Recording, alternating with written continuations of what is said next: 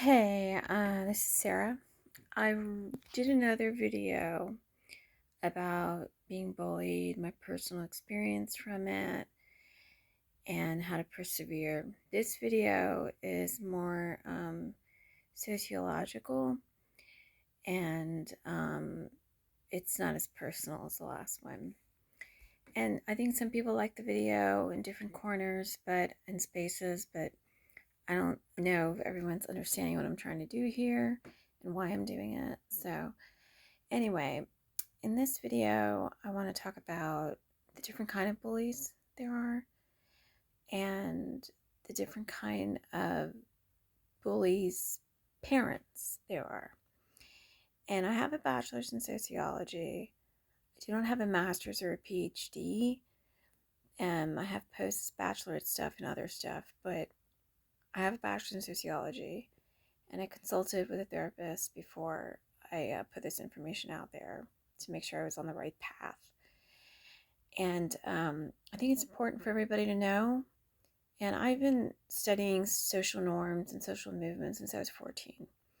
I was reading people like Susan Faludi and Naomi Wolf, Rebecca Walker, Angela Davis, as well as the opposition, Camille Paglia, Katie Rofi, Christina Hoff Sommers, when I was like 14 years old, while everybody else was busy like hanging out at Denny's or the coffee shop, or I don't know, going to pool parties or whatever they do.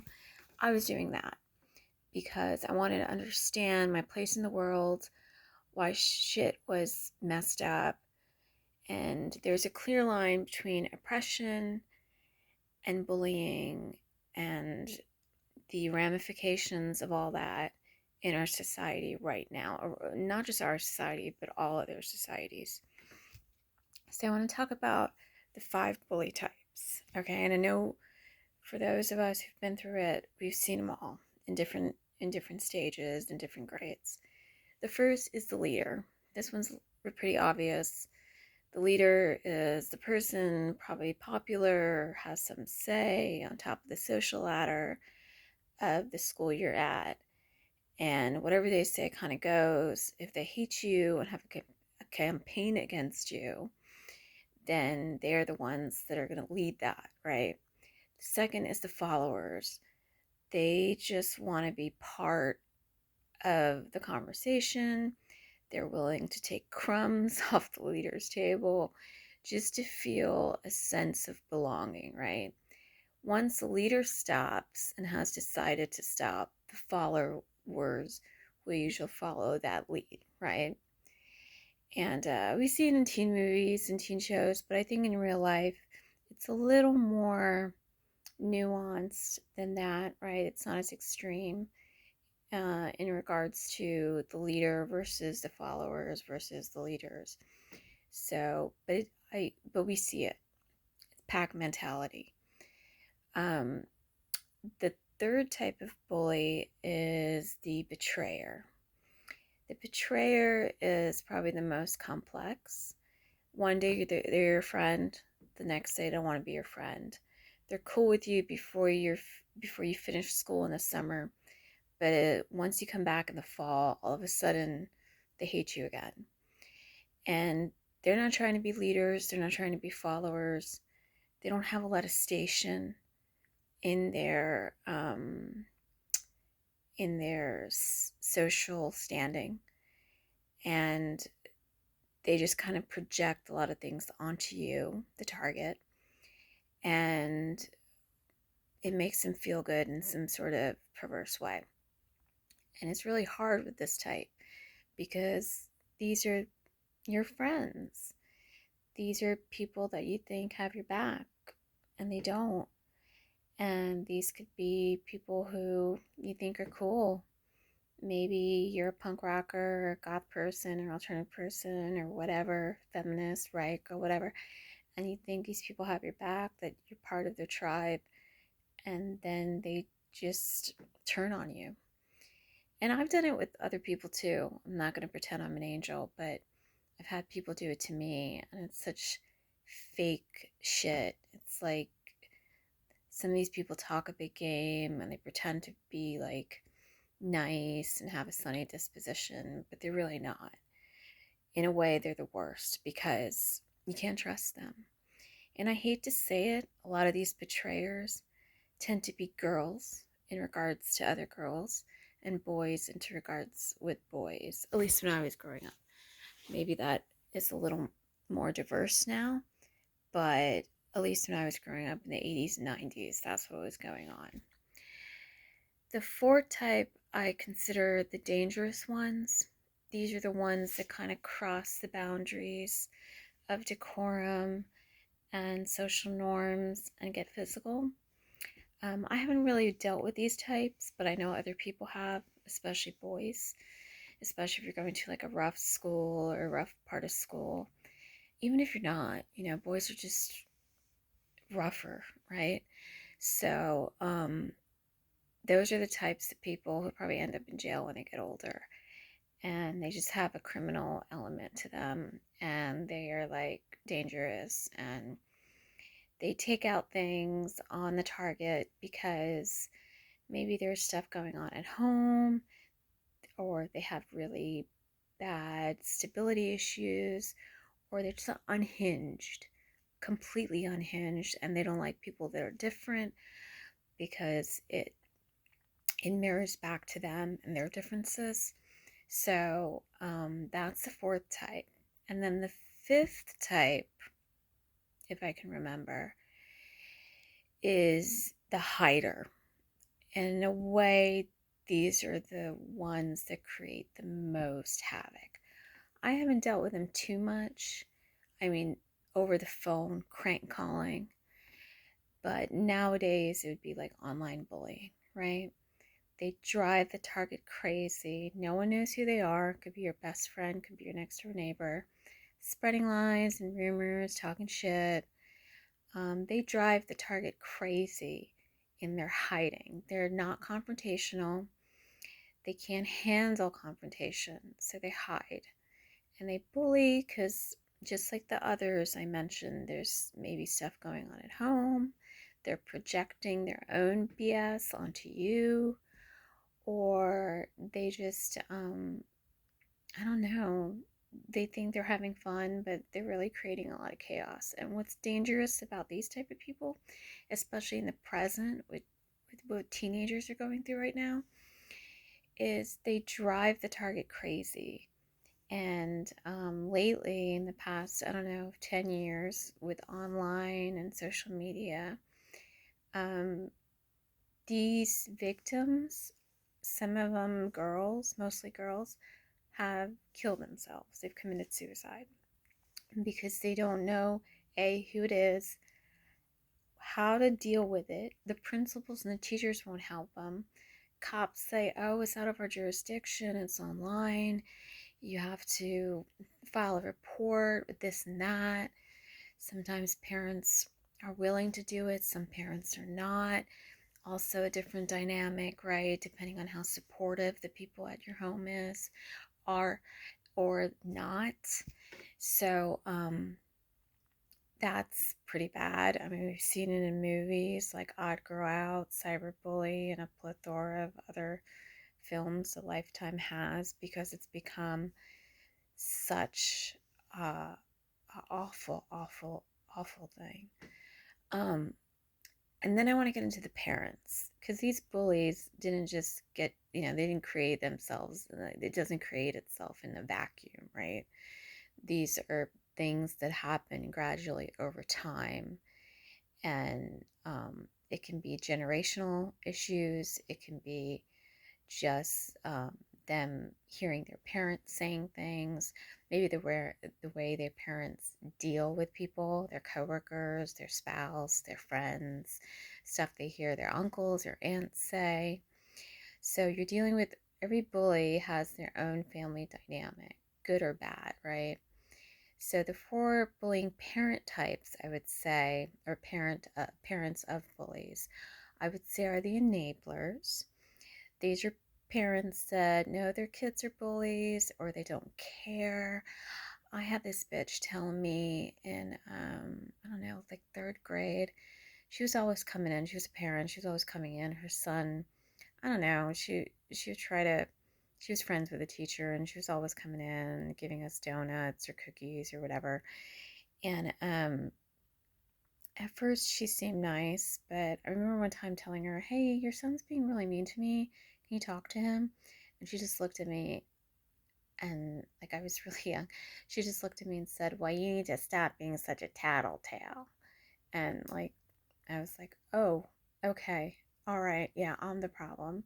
Your son, who's like a psychopath, is the problem, but I'm the problem because I'm telling you, right? Okay, yeah, of course."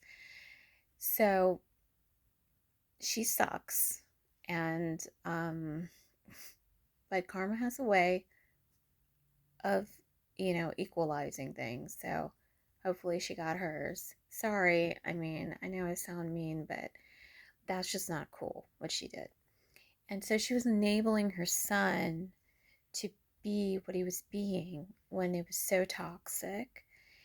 And he grew up to be a pretty angry and vicious person. He lacked empathy. He lacked sympathy. He just was like really arrogant and really shitty. And it's her fault, honestly. It's her fault. So, or her dad's fault. It's dad's fault as well. I don't know. I didn't mean the dad. But my point is, she was an enabler. Okay. The second type of parent is the non parent. These parents just aren't around. They don't even know what their kids are doing. These kids are like extremely latchkey kids. Their parents are like never home. And when they hear that their kid is bullying someone, they're in complete shock because they're completely out of touch with their lives. Third type of parent, and this one's the saddest, is the abusive parent. And these are people that are abusive to their kid, to the bully, and then the bully comes to the school and projects that onto the victim, the target, right? Because they don't know how to deal with their own emotions and what they're going through. And since these things are generational, they happen in this weird sort of way, and like no one knows what's going on because they're not going to go, "Yeah, I'm bullying you because my, parents are abusive or whatever." So these type of bullies who have abusive parents are hiding a lot, right? They're hiding a lot of stuff, even from their friends. And so they bully their targets because they're unhappy, you know? And that one's like the saddest one because it's really hard to know how to stop that one because that goes into a whole thing and it's very complicated. And from some of the people that I saw who were being bullies to me or other people, um, like it's so obvious that that's the kind of parents they had because they were very angry people. The fourth type of parent of a bully is, I call them saints, right? Because they think they're saintly. They think their kid can do no wrong. They're even willing to like file a lawsuit if they have to and scream at the administrators or principals for even like calling them in. Um, and they're willing to fight tooth and nail for the target, the victim's parents. They don't care. They care more about perception than reality. They care more about what their family looks like and how they're perceived on the outside externally than what's going on internally, what's going on in the interior, right?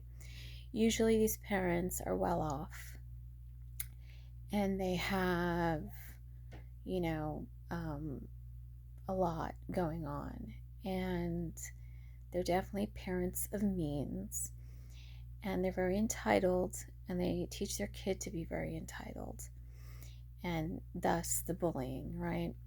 And so these parents, to me, in a way, are the worst because of all the others, because they just don't want to hear it, and they won't hear it, and they coddle their kid, and they teach them basically that their behavior is okay, and these kids grow up with this entitlement and this like self-grandizing behavior, and it's just not the best way to be, right? Because they're going to run into things. They're going to create a lot of problems for them in the work world and in just this in the social world itself, their relationships, their friendships as they grow older, their relationships with their kids if they have any. And I would say these kids, even more than the other kids of saintly parents, are prone to more depression, more anxiety, and divorce than the other uh, kids of the parents of bullies, right? And so to me, okay, so those are the four types of parents before I name the five types of um, bullies. Again, just to summarize, the five type of bullies: the leader, the follower, the betrayer, the the violent ones, and the hiders. And with the parents, it's the enablers, the non-parent, the abuser, and the saints. And I think if we create a program or something in school that kind of stops these parents before they really get their hooks in to their kids, then maybe we can stop bullying. Um, because it's really hard to stop bullying just with the kids. That's why these like anti-bullying campaigns at schools don't work. They don't work. If they did, there wouldn't be preteen girls committing suicide, right? They don't work. They're um they're self-mutilating in the sense that like they just don't work, you know? And they're non-constructive, and I just they're it just they just don't work. I think they create more problems than good. And I'm sure some administrators and teachers might disagree with me. And all schools are different, and all schools have their issues depending on how much money they're getting, how much money they have for these type of programs. I feel like a lot of it's counterintuitive and counterproductive. But if it stops bullying in some forms, then I guess it is a good thing. But from what I've seen and what I've studied, there's so many books on bullying now on Amazon. I would suggest to get some. 10 years ago, when I was looking up material for myself, I could only find like one or two things. Ladder in the Dark was one book I highly recommend. So it's hard, it's complex, okay? So I think I'm gonna write a book. I'm a writer, so I think I'm gonna write a book on this or a zine or something. I have like all these fiction projects I'm working on right now, so I don't know when I'll get to it. On all these different types of bullies, their parents, and what I could consider myself a junior sociologist because I don't have a PhD or a master's in that subject. I do have a bachelor's, like I said. I do want to write a book regarding my own experiences and how I observed things, and also how I felt things, in my interior life when I was getting bullied. I felt isolated, I felt humiliated and embarrassed, and I felt stupid for saying anything. So there's a lot of emotions with it. Being a survivor of this, I can definitely look back and say, you know what? That's their problem. Those are their issues. They weren't my issues. I was just doing what I had to do, getting sent to school, going to school, and finishing school. I was just there to do it. And in ninth grade, it all came to a boil. And I stopped going to school. I became a truant, and I got in trouble. But I got it together and graduated, went to college, graduated, and did post-bachelorate stuff. And I was able to take it and make something out of it, And you can too. And to any teenagers watching this, I know you guys are going through it. It's really hard. But if you want to not be if you don't want to have this trauma inside of you, then you got to figure out a way to stop it. If that means being homeschooled, do it. If that means going to another school, do it. There's so many options now that we didn't have in the 80s or 90s. So, in that sense, things are getting better, but they're also getting worse because of social media and the internet. It creates the bullying cycle 24 hours a day, not just at school. Back then, people would have to say something to you or call you. Now they can say whatever they want on the internet. Crazy, crazy shit. So it's complicated. It's very complicated. But my advice to survivors is keep on trucking. Read the books on Amazon. They got sociological books, they got psychological books, and they also got like workbooks that you can work on with your therapist. And to the teenagers and the little kids dealing with it, the best thing you can do is to um, knock it out like right away. You know, take care of it right away, and get with your administrators, get with your superintendents, get with your principals, and don't let the bullies win in any capacity, in any way. If that means lawsuits, if that means getting people fired, do it, because it's your life. And if you can prevent trauma from coming inside of you and becoming this like lingering thing, then do it. And unfortunately, people are taking action in very negative ways, as we've seen lately.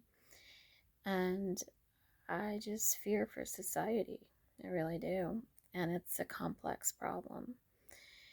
And I just wish, things would get better. I think the best way to do it is in school, having not just having anti-bullying campaigns, but actually having classes that kids can take, teenagers can take, about bullying, um, relationship issues, consent, all the things before people go off to college that they need to know.